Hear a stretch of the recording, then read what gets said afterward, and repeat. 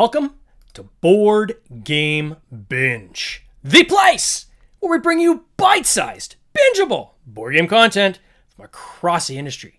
I'm your host, James Staley, and in this episode, we're chatting with Zev Shlasinger, founder of Z-Man Games and now owner of Play to Z Games. His robust contribution to this hobby makes his appearance on today's show long overdue. Zev, welcome to the binge. How you doing, my friend? I'm doing well. Thank you for having me. Oh, it is awesome having you. Zev, first I want to do a shout out to Kevin Levy, who connected us. I know you're working on some stuff with him. It's all confidential, so we won't talk about it. I know about it because I got to be part of some of the playtesting, but really, really cool stuff coming there. But so thanks to Kevin Levy for connecting us.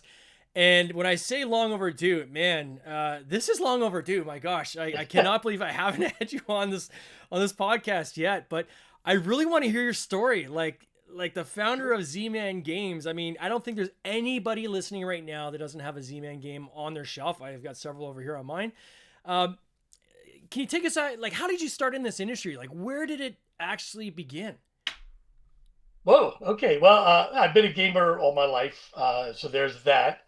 Got into it heavier probably in '94 when I started playing Magic the Gathering, and that got me going to conventions.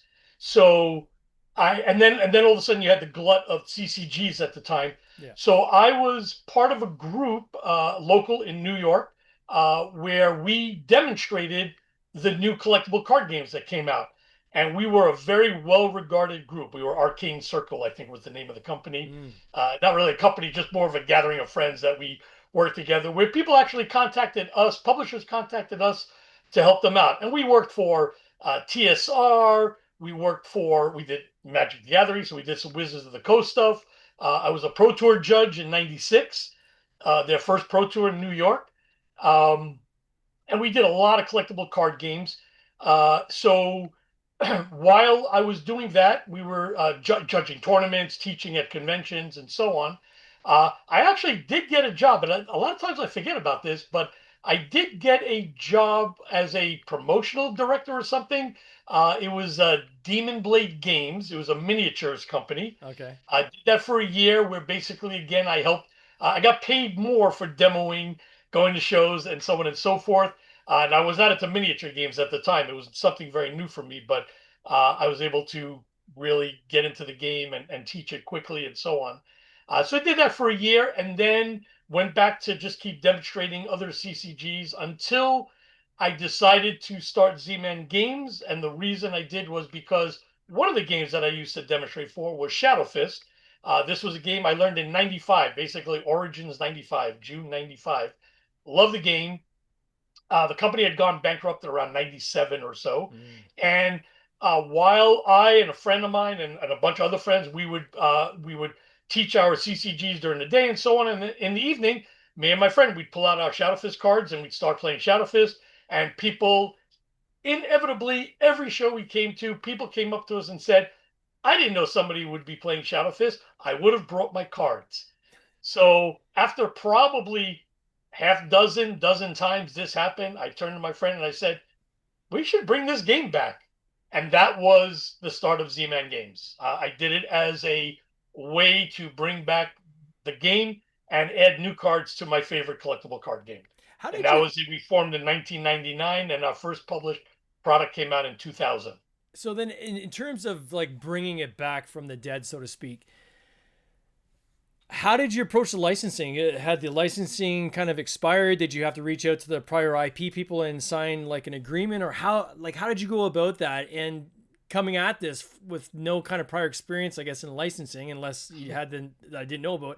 Like, how did you approach that? Like, yeah, it was definitely a baptism of fire. I had no business experience, nothing like that. I just know that I had to make the product at one level and sell at a higher level yeah, in order to at least get as close as possible. I was going to be actually happy to just break even so I could have new cards and not lose money. But yeah, I knew the people who owned the company previously. It was Daedalus Entertainment.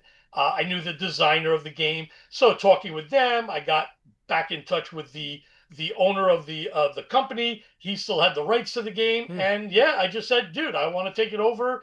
I want to try to bring it back.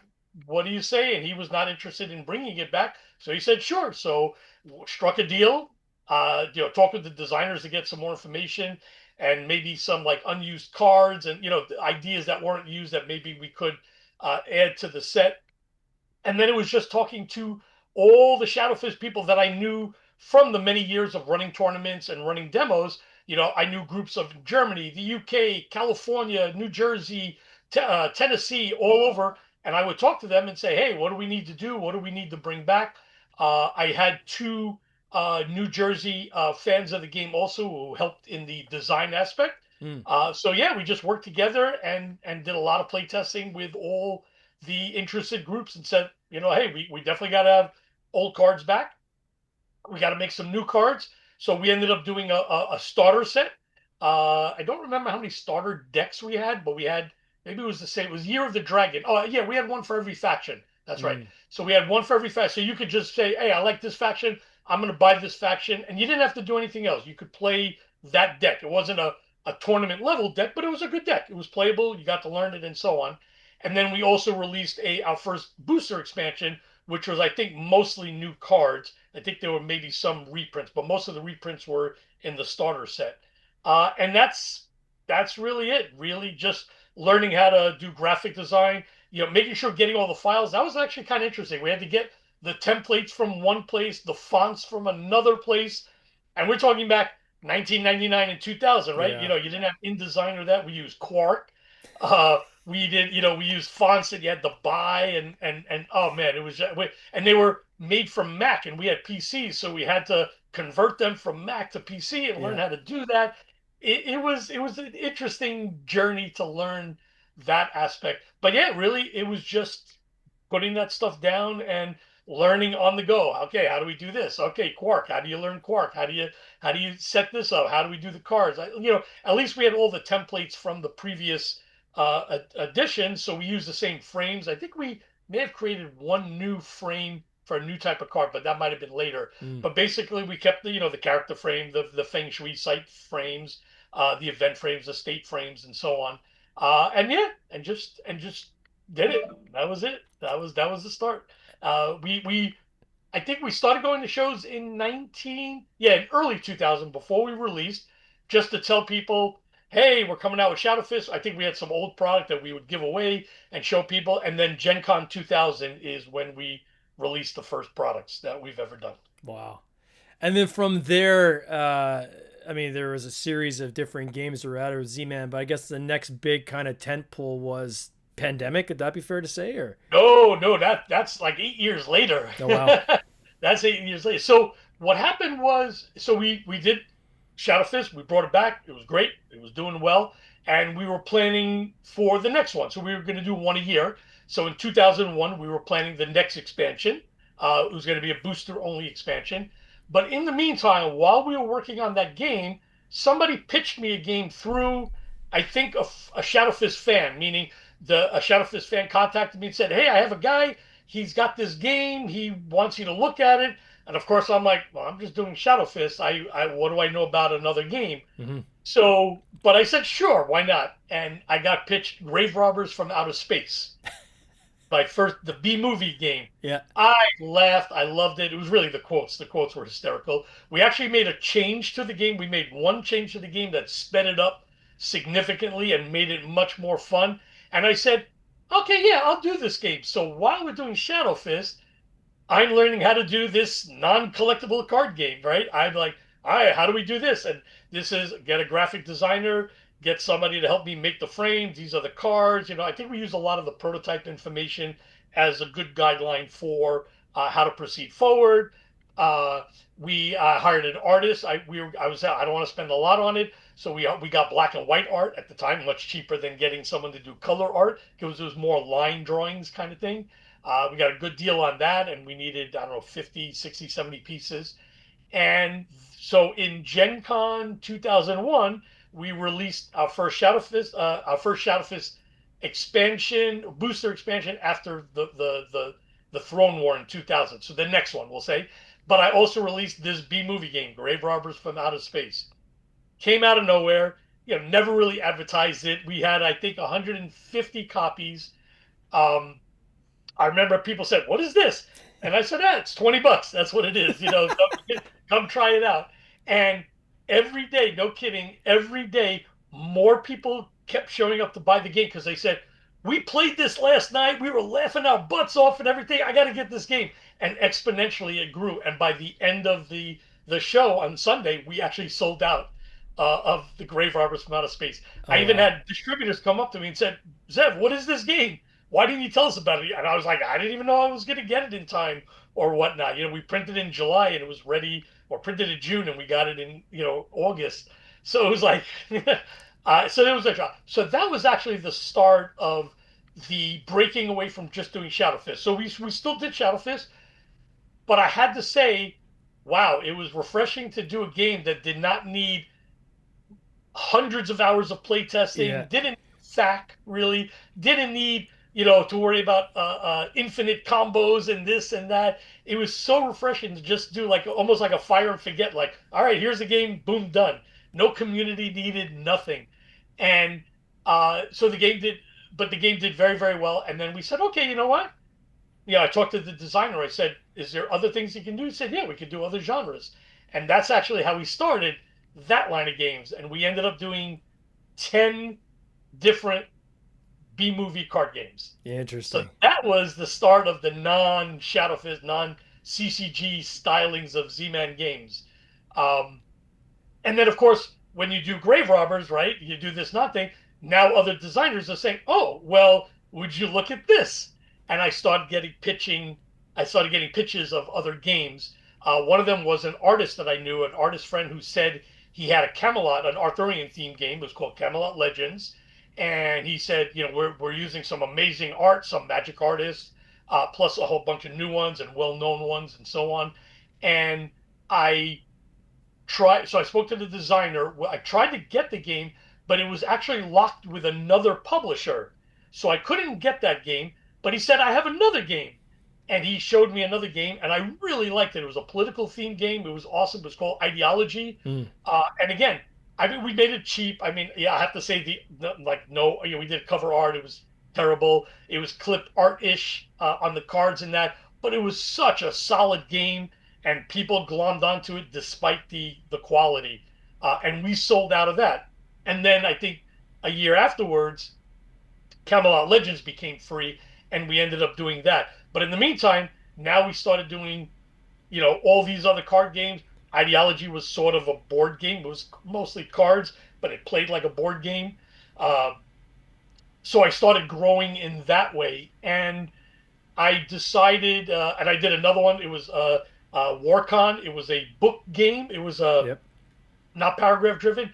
It was the rules and the battlefield were in the book, and your units were bookmarks.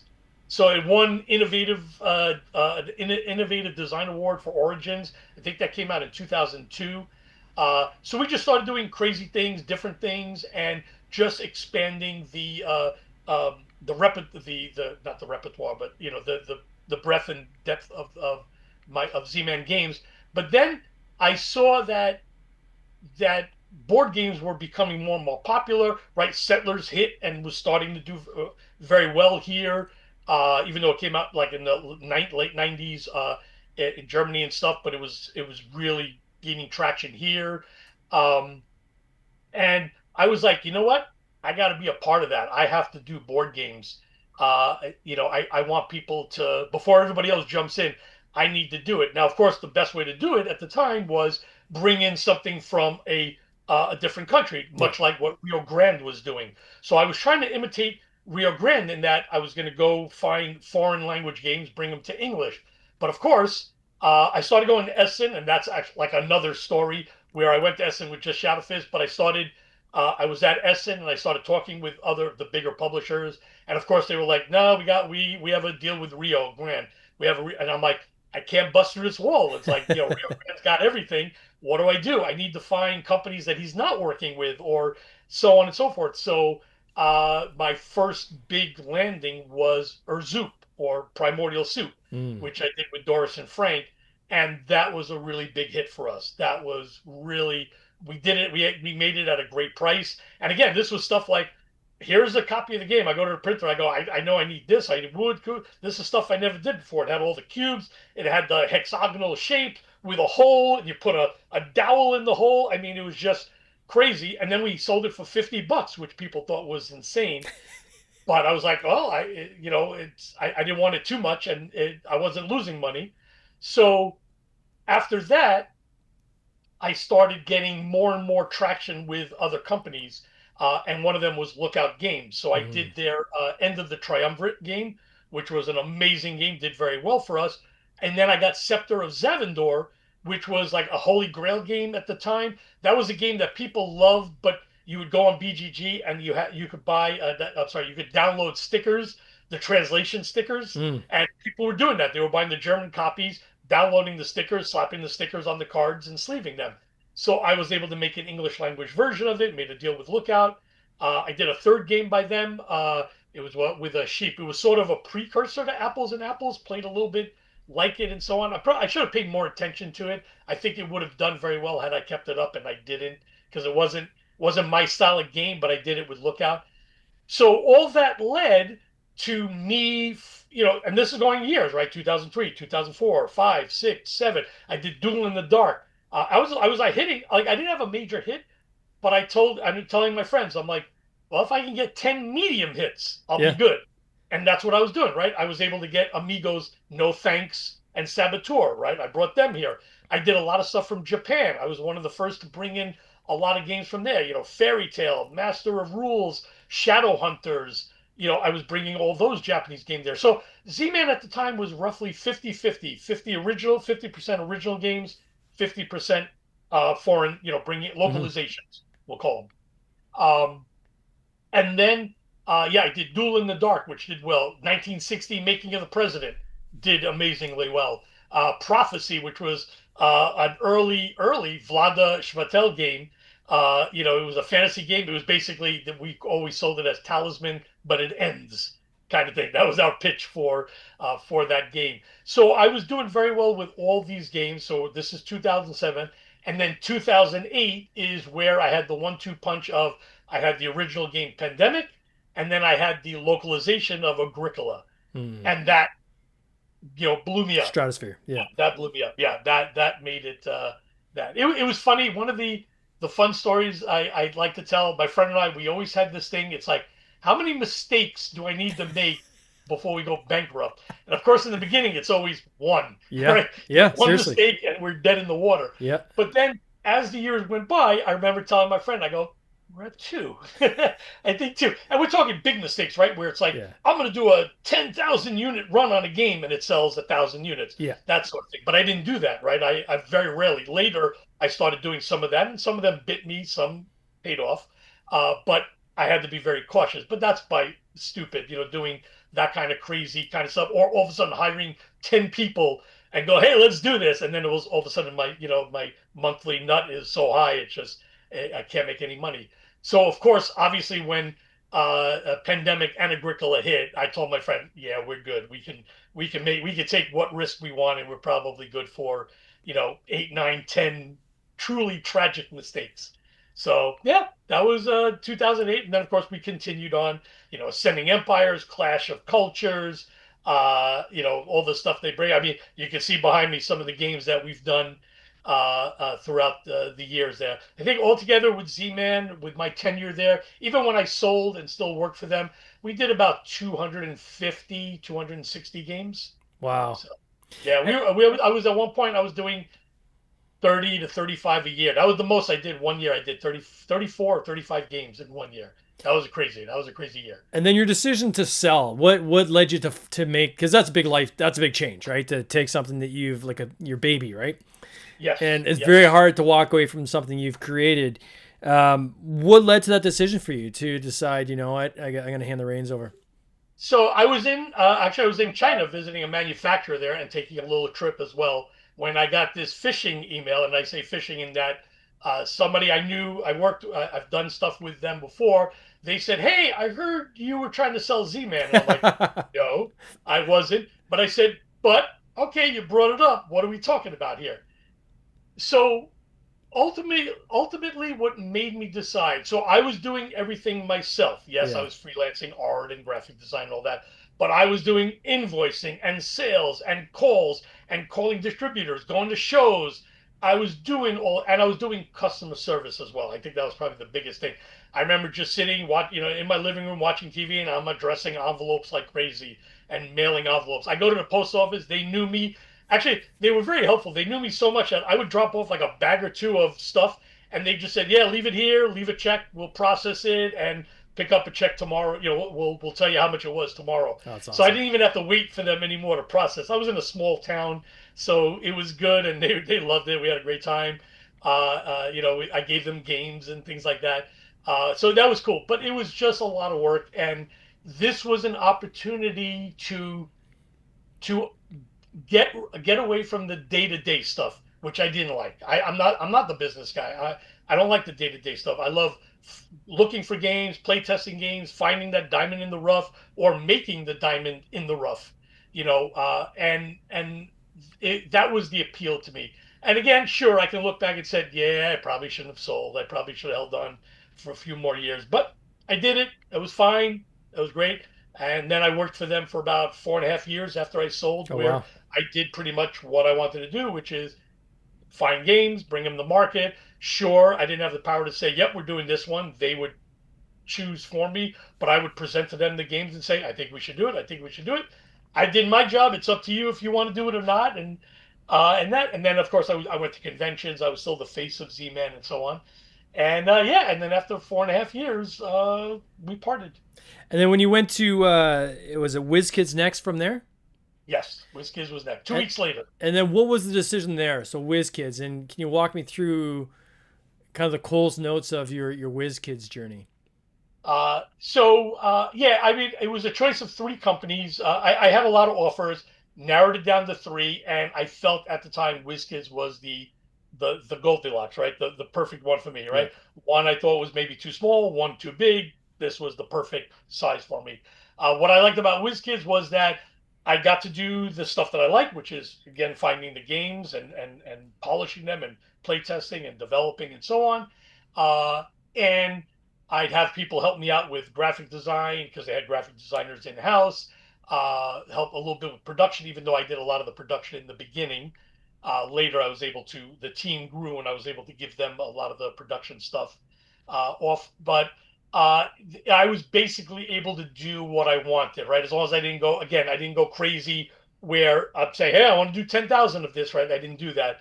I told them up front, hey, I'm just going to you want to get on the map. They wanted to be known as a board game company Hmm. because they were doing board games. Of course, they had Mage Knight and they did a few others. I think that was their biggest hit. All the others, not so much.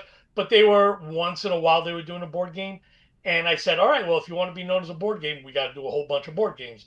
And we ended up doing about 17 to 25 a year for the first, down to 16 when I started. When I started, I think we did four, and then we started jumping. But also, they had IPs, which I never really worked with before. Yeah.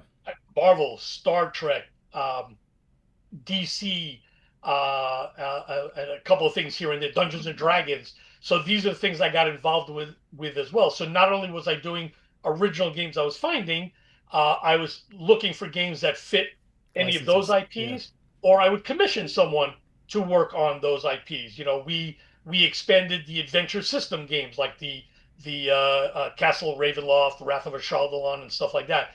We started doing we got the rights to continue that. So I got a designer. They worked on it. I tried to take the best ideas from the others and keep the same format and so on. So we did that. Uh, and Yeah, and it was just run through that. So again, we did some localizations, but not as much as I did with Z-Man. So that was cool. That was fine. We again some, but not a lot. But in that era, I mean, we did Sidereal Confluence, right? Which a lot of people said to me, "How did you do that game? Why did you do that game? What is it?"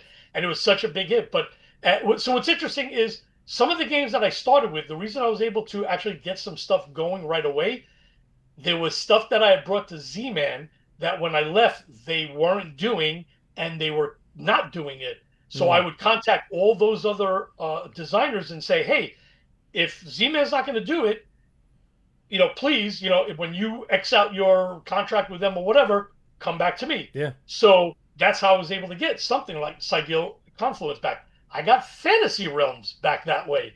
Fantasy Realms was going to be done, and they said no. I took it. It was a big hit for us. Rock Paper Wizard was another one. It was called something else then. They didn't want to do it. We made it a D&D themed game, and it rocked. It did great. Um, and so we were able to like jumpstart with at least some ideas that I said, hey, these games are good, guys. Let's just do this. Uh, we got the Super Skill Pinball, which we did a bunch of things there. A couple of different ideas. I'm trying to see what else was sort of known. A lot of Star Trek stuff. We did the Expanse board game, Mm. which and that was again where people said, "Hey, we have the rights to Expanse. We need to do a board game." I'm like, "All right, let's go." And then I got a designer, Jeff Engelstein, Yep. and he knew the world, the books, and so on, and he had an idea for a game. I said, "Let's do it," and it did amazingly well. So yeah, we had some hits. Of course, not all of them were hits, and Yeah. that's typical. I never say I bat 1,000. It can't happen. I mean, maybe if you do one game, sure, but not when you're on your 300th game or something. When you're doing like Uh, 16 a year, which is still a huge number. it's huge. Like I talked to a lot of publishers on this podcast, and kind of on the high end, you're looking at maybe 4 titles a year. Like 16 is I want to make sure people let that sit for a second. How big that?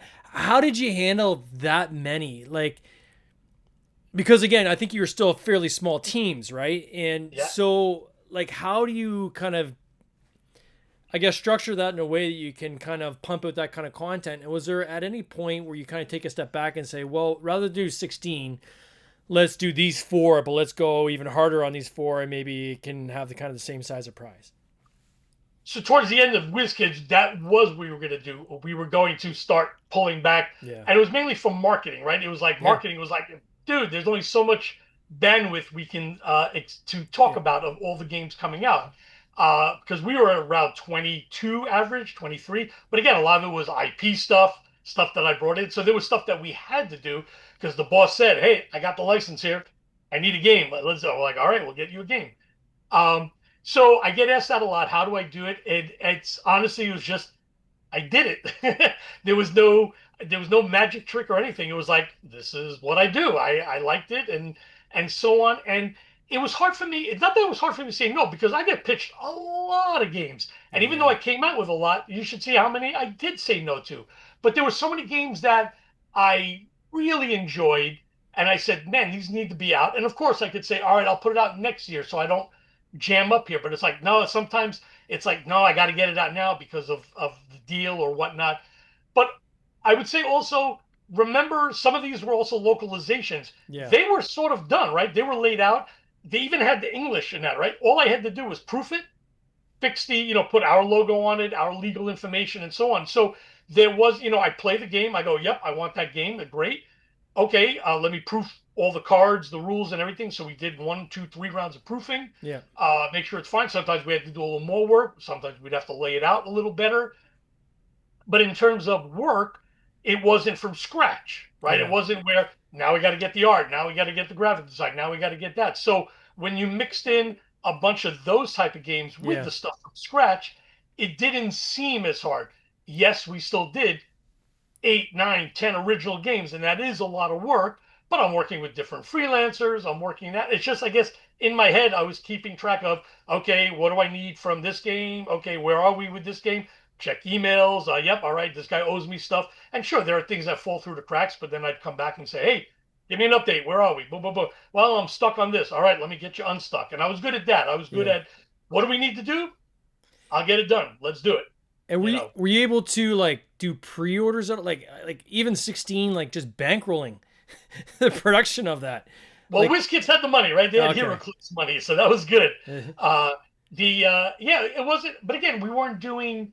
Yes, it's a lot, but some of them were small cards, like Fantasy Realms. Fantasy Yeah. Realms cost what, like $2 to make. Sure. What I mean. So when you count some of that stuff, yeah, it's money, but it wasn't like we weren't spending 500 grand up front for these games. We didn't do pre-orders. Well, we did solicitations with our distributors. The Mm. distributors did pre-orders, and then they would come back to us with, okay, these are our first orders, and then hopefully the game hits and we get reorders and reorders and reorders. Right? Sometimes that happened. We had Tournament at Camelot.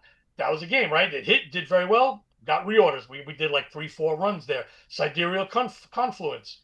We did it, came out, sold out, did a couple reprints. And actually with Sidereal, we even revamped the artwork, right? A lot of Yeah. people said, they didn't like the cover, whatever. And we even did a whole new cover. And that actually bumped it up. People were like, oh my God, this is amazing. What is this? Like they didn't know before, but all of a sudden they saw this great cover and said, all right, I want this. And then, we also had some foreign, we had some localizers from other countries. And that's the other thing we did. With Mage Knight, we did the Ultimate Edition. Basically, I said, hey, why don't we just put everything in one box, all the 3 expansions? Because there were color matching issues and there were other issues going on here and that. I said, let's make it one big box Ultimate Edition. And then I was able to secure, I think, 8 or 9 localizers with the game. So we were doing like a co-production with all these people. So that was good. Same thing with Clash of Cultures. I brought that back. The designer made a lot of tweaks and changes. Worked with the printer who did the original. They helped me out there. And again, we got about 8 or 9 localizations out of it. So yeah, it was a lot of work, but it was just something that I don't know I was able to do. But yeah, I get that from a lot of my publisher friends saying, "How the heck can you do that?" And even with Play to Z, Yeah. they say, "How many you want to do a year?" And I always say 8 to 12.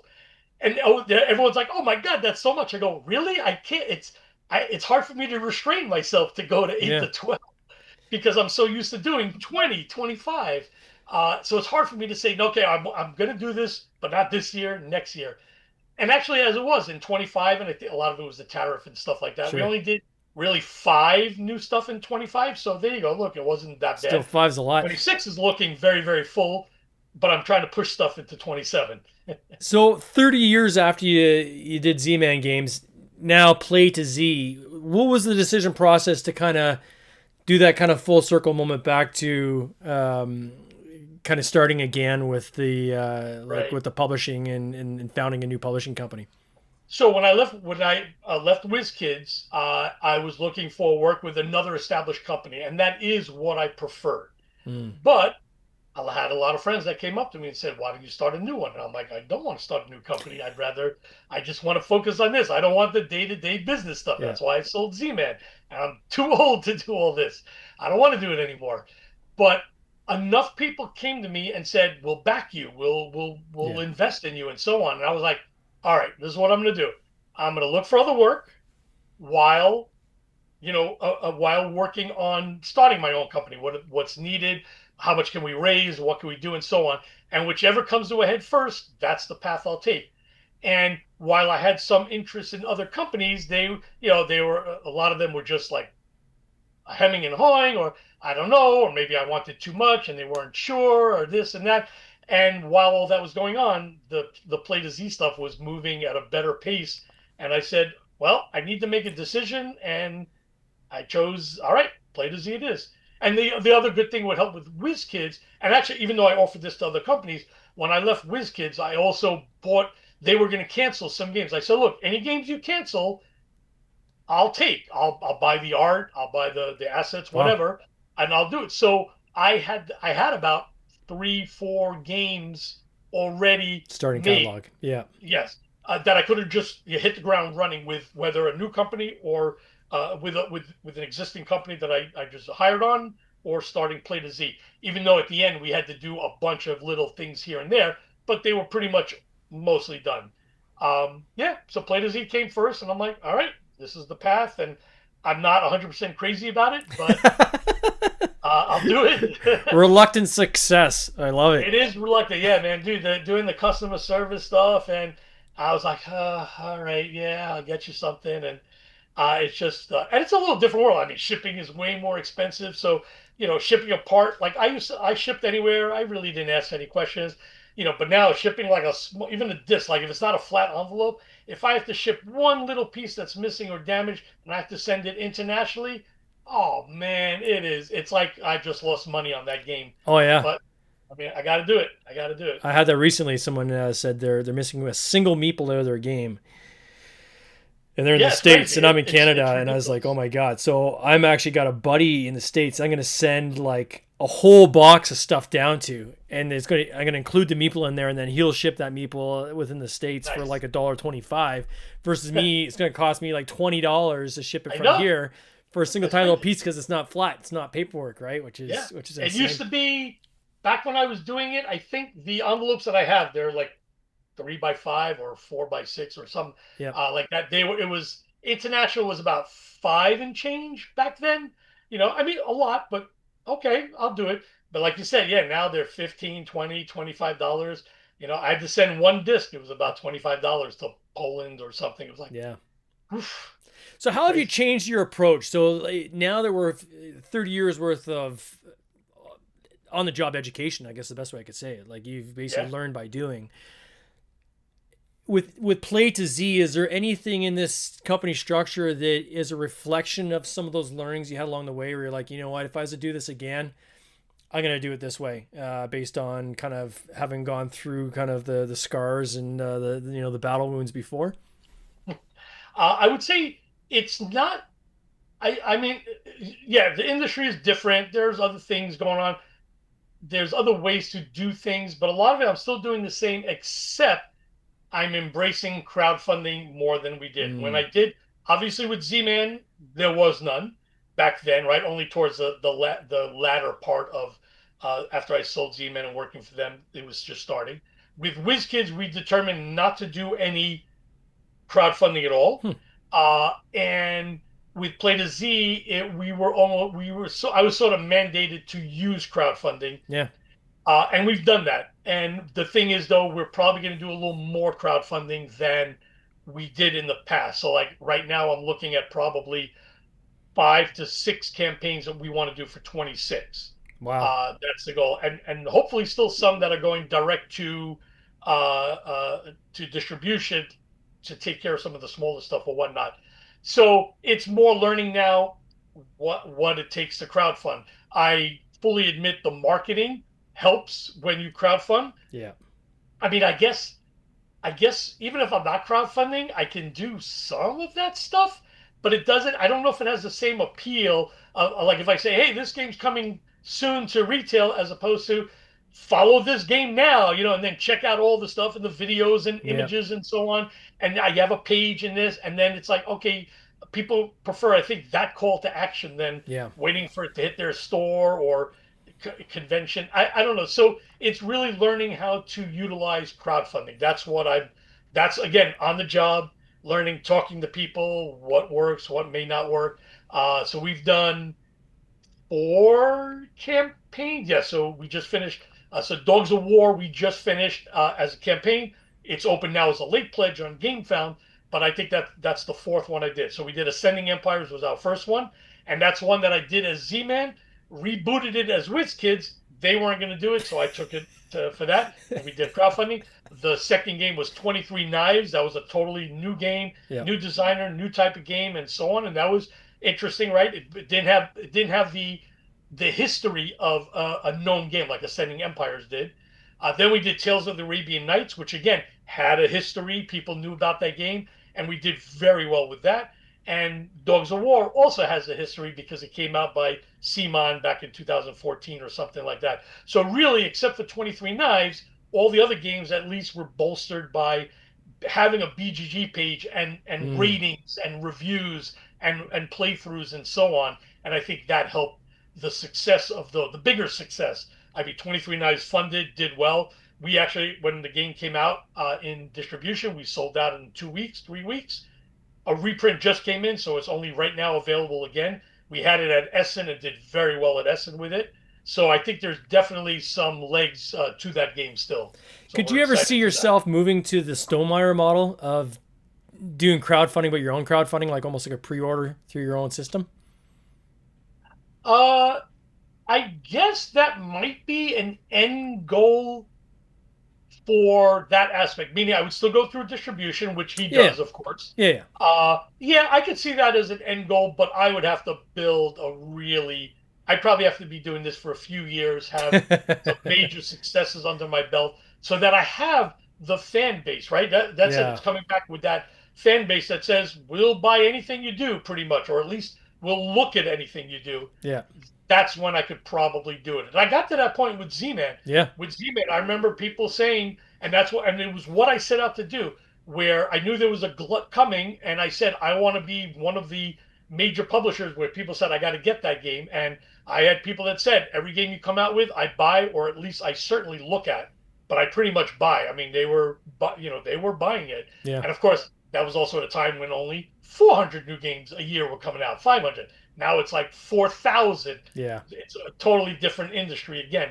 But yes, I would love to build up that fan base where people say, yep, I trust Play to Z. I like their games. So anything they come out with, I'm going to at least look at it and see if it's for me, immediately. And even if it's remotely, yeah, I'll probably get it because I know it won't be bad. And that's what I'm hoping to engender. And what's can you talk about what's coming next for Play to Z Games? Like, can you give us a sneak peek on the next on the docket, or is it? No, that's what I mean. Well, Tales of Arabian Nights will start fulfilling soon. Sure. And hit retail. We got a small card game called The Brain. I earnestly have you check that out. That should also be like first quarter. The Brain. It's on BGG. It's a remake of a Dutch game, and it's a cooperative, like 36 cards. Cooperative game. I like to say it's the mind, but it's a game, not an activity. It's a game. So I did really cool cooperative 2 to 4 player, 1 to 4. There's a solo, but 1 to 4 player game. And then we're looking to do 2 crowdfunding campaigns. There's one in February we're planning, and one in March or April. The one in February, we haven't mentioned it, but I'll hear you get a scoop. It's called Meeple Vacation Water Park. Oh, nice. It's meta. It's basically, hey, what are all the meeples in your worker placement games? They need to go on vacation. They're tired. They worked hard. They need to go on vacation. Where do they go? They're going to the water park. But because they're meeples, they still want to score fun. They want to score something. So they're out there to have fun, and they're riding all they're riding all the rides, the attractions, with a water park theme, log flume. There's like down a slide, and there's visiting the arcade and hitting the lazy river and stuff like that. So really just a lot of fun, silly, light, meta type game. And then we're doing a very big game, most likely on GameFound, and that's called Siege Perilous currently. Arthurian theme, Euro board game. And it's going to be sweet. Medieval style art by a well-known Tolkien artist, Jay Johnstone.